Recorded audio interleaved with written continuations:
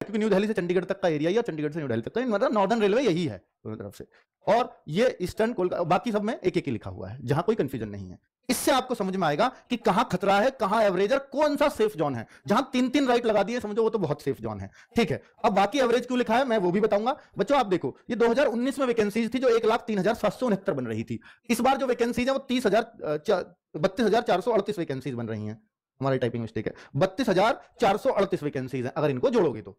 अगर मैं यहां पर आपको दिखाऊं तो देखो पिछली बार और अब की बार अगर ओवरऑल में देखूं तो करीब करीब ये 3 गुना से ज्यादा है थोड़ी टोटल वैकेंसीज।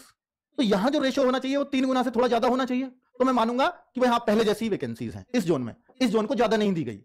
और अगर मान लो किसी जोन में इससे आधी हो तो उस जोन को इस बार ज्यादा दी है, और जब उसको ज्यादा दी है तो कहीं जरूर कम हुई होंगी, कि ओवरऑल एवरेज 3 गुने से ज्यादा आ रहा है। मैथ का टीचर हूं इसलिए थोड़ी सी कैलकुलेशन तो ऐसे भी करूंगा, ठीक है। इसको कहते हैं डाटा एनालिसिस करना, वही ये चीज है। तो अगर जब देखो कि अगर ये 10,000 वैकेंसीज हैं तो यहां इस हिसाब से 3,000 के आसपास होनी चाहिए थी, लगभग तिहाई जिस हिसाब से रेशो है। तो इसका मतलब वैकेंसीज तो यहां बढ़ी है 3,000 से ज्यादा, यानी यहां तो 4600 आई है। तो जाहिर सी बात है इसने किसी और का हिस्सा खाया होगा जब एवरेज 3 गुने का है तो। और यहां वैकेंसीज हम देखें तो लगभग आधी ही है, आधी थोड़ी कम मान लो 43% मान लो, होनी चाहिए 33%। तो यानी इस जोन में वैकेंसी इस बार अच्छी आई है ओवरऑल के हिसाब से देखें तो, पिछले के हिसाब को लगाएं तो।